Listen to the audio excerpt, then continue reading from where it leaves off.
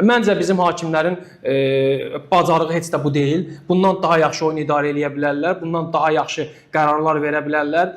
Avropada yetəri qədər oyunlar idarə edirlər. Heç bir oyunda da belə kobud səhvlərə yol vermirlər. Bayaq qeyd etmək istədiklərimin içində elə həm də o var idi ki, mənə görə bu hakimlərimizin potensialı deyil. Bizim hakimlər kənardan görünən olur ki, sanki qərəzli qərar verirlər, sanki hansısa planın bir tərkib hissəsidirlər, sanki nəyəsə xidmət edirlər, sanki kimlərisə xidmət edirlər. Bir ara hakimliklə bağlı söhbət tam səngimişdi.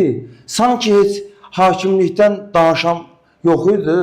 İndi bilmirəm, bu bizim veriliş olmadığına görə mi belə idi, yoxsa nə idisə, ümumiyyətlə hakimlik hardasa bir il bundan qabaq hakimlikdən danışan yox idi.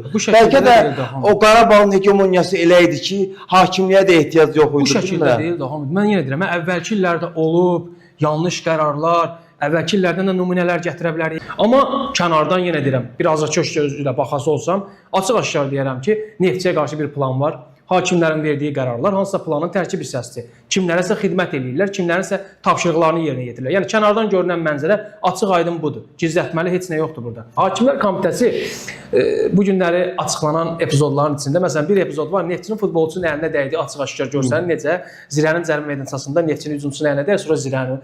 Ki buna aydınlıq gətirirlər ki, öncə Zirənin Neftçinin oyunçusuna dəydiyinə görə penalti verilməyib. O epizod aydındır, o epizodu şərh eləməyə ehtiyac yoxdur. Şərh eləyərdiniz, Martinsin, daha doğrusu Mitchell'sin epizodunu şərh eləmək lazım idi ki, çiyin vurur oyunun baş hakiminə, toxunmaq belə olmaz.